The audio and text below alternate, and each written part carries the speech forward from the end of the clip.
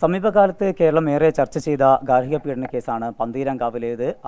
ആ കേസുമായി ബന്ധപ്പെട്ട് ഇപ്പോൾ അതിൻ്റെ നടപടികൾ പോലീസിൻ്റെ അന്വേഷണം പുരോഗമിക്കുന്നു. അതിനിടയിലാണ് ഇപ്പോൾ കേസ് ഒത്തുതീർപ്പിലേക്ക് നീങ്ങുകയാണ്. നമുക്കിപ്പം ഈ കേസിലെ ഒന്നാം പ്രതിയായിട്ടുള്ള രാഹുൽ പി ഗോപാലിൻ്റെ അഭിഭാഷകൻ അഡ്വക്കേറ്റ് ഷമീം പക്സാൻ ചേരുകയാണ്. എങ്ങനെയാണ് അതിൻ്റെ നടപടികൾ? ഇപ്പോൾ ഹൈക്കോടതിയിലേക്ക് കോഷന് വേണ്ടി നീങ്ങിക്കൊണ്ടിരിക്കുകയാണല്ലോ.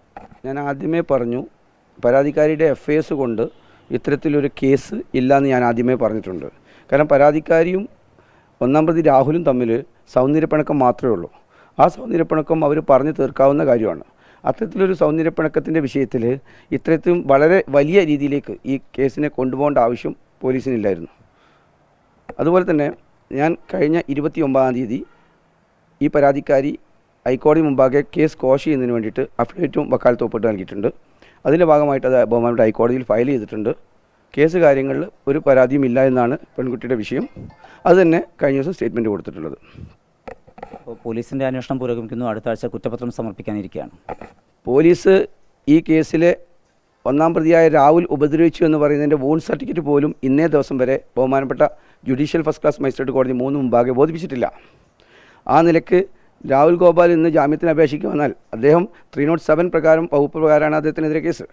ഒരു യാതൊരു മെഡിക്കൽ റിപ്പോർട്ട് പോലും ഇന്നേ വരെ പോലീസ് ബോധിപ്പിച്ചിട്ടില്ലാത്ത സ്ഥിതിക്ക് പോലീസിൻ്റെ അന്വേഷണം ഏത് രീതിയിലാണ് പോകുന്നത് എനിക്ക് പറയാൻ പറ്റില്ല. കുറ്റപത്രത്തിൻ്റെ കൂടെ ഈ വിശദമായിട്ടുള്ള റിപ്പോർട്ട് നൽകും എന്നാണ് അന്വേഷണ ഉദ്യോഗസ്ഥൻ പറയുന്നത്. അപ്പോൾ മെഡിക്കൽ റിപ്പോർട്ട് അതുപോലെയുള്ള കാര്യങ്ങളെല്ലാം, ഫോറൻസിക്കിൻ്റെ റിപ്പോർട്ടുണ്ട്, തുടങ്ങിയിട്ടുള്ള കാര്യങ്ങളെല്ലാം ഉണ്ട്. അതുപോലെ തന്നെ പെൺകുട്ടിയുടെ മൊഴി ഉൾപ്പെടെയുണ്ട്. ആക്രമിച്ചു, ക്രൂരമായി മർദ്ദിച്ചു എന്ന് പറഞ്ഞിട്ടുള്ള മൊഴികളാണ് അന്വേഷണ ഉദ്യോഗസ്ഥന് മുമ്പാകെയും അതുപോലെ മജിസ്ട്രേറ്റിന് മുമ്പും ഒരുപക്ഷെ അത് അങ്ങനെ തന്നെ ആയിരിക്കാം നൽകിയിട്ടുണ്ടാവുക. പോലീസ് ഈ കേസിലെടുത്ത വകുപ്പുകൾ ഇന്ത്യൻ ശിക്ഷാ നിയമം 492 വകുപ്പ് പ്രകാരമാണ്. അത്തരത്തിലൊരു ഇൻസിഡൻറ്റ് പരാതിക്കാരിയുടെ FIS കൊണ്ടോ അല്ലെങ്കിൽ ആ പ്രസ്തുത പരാതി കൊണ്ടോ കാണുന്നില്ല. പന്തീരാങ്കാവ് പോലീസ് യഥാസമയം ഈ കേസ് രജിസ്റ്റർ ചെയ്തിട്ടുണ്ട്. ആ കേസിൽ FIS-നനുസരിച്ചാണ് പന്തീരാങ്കാവ് പോലീസ് കേസ് രജിസ്റ്റർ. എന്നാൽ യഥാവിധി കാര്യങ്ങൾ ചെയ്ത CA സസ്പെൻഡ് ചെയ്യേണ്ട ഒരു ആവശ്യം ഈ കേസിലില്ലായിരുന്നു. അതോടൊപ്പം തന്നെ ശങ്കൺ വിസയുള്ള രാഹുൽ പി ഗോപാലിന് വിദേശ രാജ്യങ്ങളിൽ പോകുന്നതിന് യാതൊരു ബുദ്ധിമുട്ടുമില്ല. ഒരു സാധാരണ പോലീസ് ഉദ്യോഗസ്ഥനെ അയാളെ സഹായിച്ചു, വിദേശത്തേക്ക് അയച്ചു എന്ന് പറഞ്ഞ രീതിയിൽ അയാളെയും സസ്പെൻഡ് ചെയ്യേണ്ട ആവശ്യമില്ല. പരാതിക്കാരിയും രാഹുലും തമ്മിൽ സൗന്ദര്യപ്പിണക്കം ഉണ്ടായിട്ടുണ്ട്. ആ സൗന്ദര്യപ്പിണക്കം അവർ പറഞ്ഞു തീർത്തു. ആ പറഞ്ഞു തീർത്ത കാര്യങ്ങളിൽ കേസ് കാര്യങ്ങൾ തീർന്നു. ഇത്രയും സെൻസേഷനായിട്ട് ഈ കേസിനെ കൊണ്ടുപോയി യാതൊരുവിധ നിയമപരമായ യാതൊരുവിധ കാര്യങ്ങളും പ്രോസിക്യൂഷൻ്റെ ഭാഗത്തുനിന്ന് ചെയ്യാത്തത് കൊണ്ടാണ് ഇത്തരത്തിലൊക്കെ ഉണ്ടായതെന്ന് ഞാൻ പറയുന്നത്. പോലീസിൻ്റെ ഭാഗം മാത്രമല്ല, അപ്പോൾ മജിസ്ട്രേറ്റ് മുമ്പാകെ 164 നൽകിയിട്ടുമുണ്ടല്ലോ. 164 സ്റ്റേറ്റ്മെൻറ്റ് ഒരു രഹസ്യമൊഴിയാണ്. ആ രഹസ്യമൊഴി ഒരു കോടതി മുമ്പാകെ ബോധിപ്പിച്ചിട്ടുണ്ടെങ്കിൽ അത് പുറത്തേക്ക് പ്രകാശിപ്പിക്കുന്നതല്ല, അല്ലെങ്കിൽ പുറത്ത് കൊടുക്കുന്നതല്ല. അത്തരത്തിൽ ആ പരാതിക്കാരി എന്ത് മൊഴിയാണ് കൊടുത്തതെന്ന് അഭിഭാഷകർക്കോ അല്ലെങ്കിൽ മറ്റുള്ള പോലീസ് ഉദ്യോഗസ്ഥർക്കോ മീഡിയക്കോ ഒന്നും കിട്ടില്ല. പെൺകുട്ടി അന്ന് 164 സ്റ്റേറ്റ്മെൻറ്റിൽ പറഞ്ഞ കാര്യങ്ങൾ തന്നെയാണ് ഇപ്പോൾ സ്റ്റേറ്റ്മെൻറ്റായിട്ടും വന്നിട്ടുള്ളത്. ഇനി ഹൈക്കോടതിയിൽ ഉണ്ടാകുന്ന നടപടികൾ എങ്ങനെയൊക്കെയായിരിക്കും? ഹൈക്കോടതി പരാതിക്കാരിൽ നിന്നും കോഷ് ചെയ്യുന്നതിനുള്ള അഫിഡവിറ്റും വക്കാലത്തും എൻ്റെ കൂടെയുള്ള എറണാകുളം അഭിഭാഷകൻ വാങ്ങിയിട്ട് തിരുവനന്തപുരത്ത് വെച്ചാണ് അവർ ഒപ്പുവെച്ചിട്ടുള്ളത്. അതുപ്രകാരം ബഹുമാനപ്പെട്ട ഹൈക്കോടതി മുമ്പാകെ ഞങ്ങൾ കേസ് കോഷ് ചെയ്യാൻ ഫയൽ ചെയ്തിട്ടുണ്ട്. 10-12 ദിവസത്തിനകം കോഷ് പ്രൊസീഡിങ്സ് ഫയൽ ചെയ്തത് ഇൻസ്ട്രക്ഷന് വേണ്ടിയിട്ട് കൺസേൺ പോലീസ് സ്റ്റേഷനിലേക്ക് പോകും. അവിടെ നിന്ന് പെൺകുട്ടിയുടെ വീണ്ടും മൊഴി രേഖപ്പെടുത്തിക്കൊണ്ട് അത് തിരിച്ച് ഹൈക്കോടതിയിൽ എത്തുന്ന മുറക്ക് കേസ് കോഷ് ചെയ്യപ്പെടുന്നതാണ്. സ്റ്റേറ്റിനെതിരെ അല്ലാത്തതുകൊണ്ട് ഈ പെൺകുട്ടിക്ക് പരാതിയില്ല എന്ന് പറഞ്ഞു പ്രതികൾക്കെതിരെ പരാതി ഇല്ലെങ്കിൽ ഈ കേസ് കോഷ് ചെയ്യാൻ യാതൊരു നിയമതടസ്സവുമില്ല.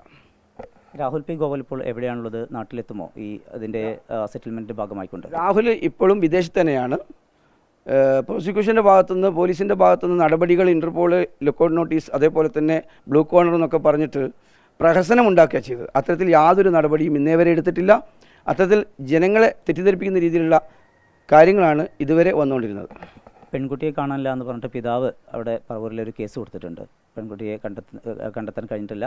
ഈ ദൃശ്യങ്ങൾ ഇങ്ങനെ വരുന്നു, വീഡിയോകൾ പ്രസൻറ്റ് ചെയ്യുന്നതല്ലാതെ പെൺകുട്ടിയെ കാണുന്നില്ല എന്നാണ് ആ പരാതിയിൽ പറയുന്നത്. മിസ്സിംഗ് കേസ് ഒരു പോലീസ് രജിസ്റ്റർ ചെയ്തിട്ടുണ്ടെങ്കിൽ പെൺകുട്ടിയെ പോലീസ് കൊണ്ടുവന്ന് മജിസ്ട്രേറ്റിന് മുമ്പാകെ ഹാജരാക്കി പ്രായപൂർത്തിയെത്തിയ പെൺകുട്ടിയുടെ മൊഴിയെടുത്ത് അവരുടെ ലിബർട്ടിക്ക് അനുസരിച്ച് വിടുന്ന നടപടി അതിൽ വേണ്ടുള്ളൂ. പെൺകുട്ടി കേരളത്തിലുണ്ട്, പെൺകുട്ടിക്ക് പാസ്പോർട്ടില്ല, പാസ്പോർട്ടില്ലാത്ത പെൺകുട്ടി വിദേശത്ത് കിടക്കില്ല. മാത്രമല്ല ഈ പരാതിക്കാരിയായ പെൺകുട്ടി സ്വന്തം താല്പര്യപ്രകാരം മൊഴി കൊടുത്തതാണ്. രാഹുൽ ഇപ്പോഴും വിദേശത്ത് തന്നെയാണ്. പക്ഷേ ഇവിടെ മറ്റ് പോലീസോ മറ്റു മാധ്യമങ്ങളോ പറയുന്ന പോലെ ജർമ്മനിയിലല്ല. ഏതായാലും വേഗത്തിൽ ഇത് കേസ് സെറ്റിലാവുമെന്ന് തന്നെയാണ് പ്രതീക്ഷിക്കുന്നത്. 100% കേസ് സെറ്റിലാവുന്ന എല്ലാ നടപടികളും എൻ്റെ ഭാഗത്തുനിന്ന് ചെയ്തിട്ടുണ്ട്. അത് ഒരു സെറ്റിൽമെൻ്റ് അല്ല, മറിച്ച് അവർ തമ്മിലുള്ള സൗന്ദര്യപ്പണക്കം പറഞ്ഞു തീർത്തു അവർ സന്തോഷത്തോടെ ജീവിക്കാൻ ആഗ്രഹിക്കുകയാണ്. ഇതിലൊരു 492 വകുപ്പ് പ്രകാരമുള്ള കേസില്ല. അത് അവർക്കുണ്ടായ സൗന്ദര്യപ്പണക്കം അത് പരിഹരിച്ചു, അത്രയേ ഉള്ളൂ. ആരോപിക്കപ്പെടുന്ന പോലുള്ള ഒരു കേസ് ഉണ്ടായിട്ടില്ല എന്നും രണ്ട് വ്യക്തികൾ തമ്മിലുള്ള പ്രശ്നമാണ്, അത് അവർ തമ്മിൽ പറഞ്ഞ് പരിഹരിച്ചിട്ടുണ്ട്. അതുകൊണ്ട് തന്നെ കേസ് വളരെ വേഗത്തിൽ തീരുമാനമാകും. അത് അവർ ഒരുമിച്ച് ജീവിക്കാൻ താല്പര്യപ്പെടുന്നവരാണ്. അതിന് കോടതിയുടെ ഭാഗത്തുനിന്ന് അനുമതി ഉണ്ടാകും. അതുമായി ബന്ധപ്പെട്ട നടപടികൾ വേഗത്തിൽ പൂർത്തിയാക്കാൻ കഴിയുമെന്നാണ് അഭിഭാഷകൻ വ്യക്തമാക്കുന്നത്. കോഴിക്കോട് നിന്ന് രാജേഷ് വെള്ളരിക്കൊണ്ടിനൊപ്പം സമീർ സി മുഹമ്മദ്, 24. ലോകത്തെവിടെയായാലും ഏത് സമയത്തും 24 വാർത്തകളും ഓഗ്മെന്റഡ് റിയാലിറ്റി പാക്കേജുകളും എക്സ്പ്ലെയിനറുകളും വിശദമായി കാണാൻ ഞങ്ങളുടെ യൂട്യൂബ് ചാനൽ നിങ്ങൾക്ക് സബ്സ്ക്രൈബ് ചെയ്യാം.